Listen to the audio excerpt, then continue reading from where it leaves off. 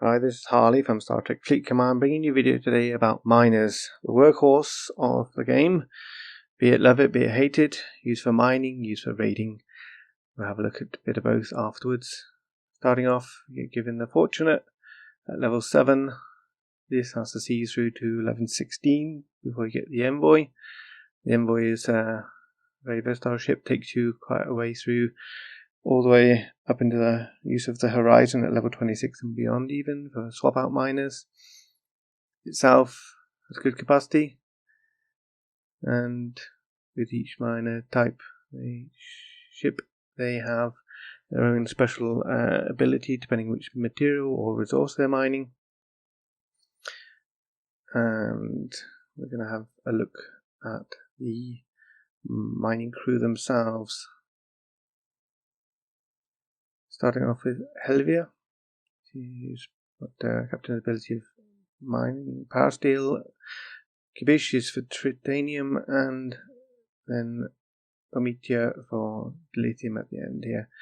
These are not the important ones. The more important ones are in itself Tippering for gas, Stone for ore, and Barot for crystal. They all have same mining rates with the captain's ability. They increase the speeds, but what is more important is they bring in stone, either increasing the cargo protection or the cargo size.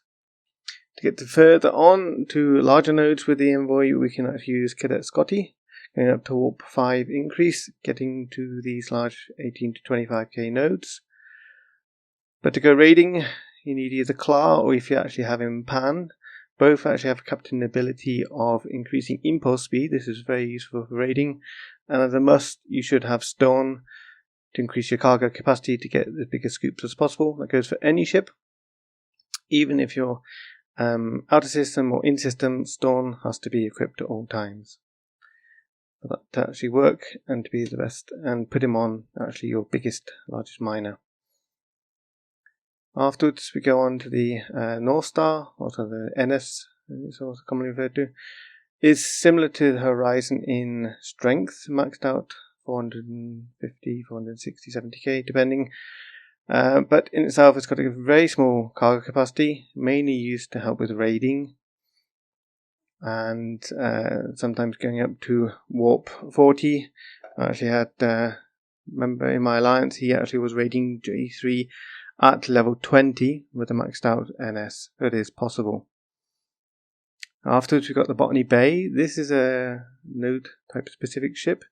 This ship is actually used only for mining data, be it corrupted or decoded. Decoded is basically what you mainly need. In itself has a very fast mining speed, and Jocking's captain ability is over protection. Is actually officer ability is where the increased mining speed takes place, so he actually costs badges to be upgraded. Here's information about him. In itself can be very helpful, but is very costly on badges in the end, costing a total of 3 badges. So here we're looking at Yarda. In itself, if I actually use 10 to 10 triple as well, I can get nearly 2 million, or just over 2 million. That means I can mine a whole 390k cargo in about 20 minutes, all in all, quite happily, which is the same amount of time as I do hostiles, for the daily hostiles, or here in Ilmata, only 200k, which is obviously a lot slower but much larger node. So you either have active mining or passive mining. What is actually required? Decoded data in itself is used in the augmented store, in faction store, getting your daily credits, and then helping to get, obviously then with the augmented credits, get your independent credits. These are what you need to upgrade your officers in augmented, Borg, and now obviously the outlaw officers also required. You also need decoded data here for getting Armada directives, which then gives you possibility of getting parts to upgrade the stellar ship, and also research information. Last is the Devore. In itself, I haven't got the ship yet. It's got a very small overcargo protection in itself, so look to use either Dupring or possibly Joaquin with his captain ability, or even 1 of 10 with his officer ability. Itself has the required warp range and costs over 500,000 Devore parts to be made.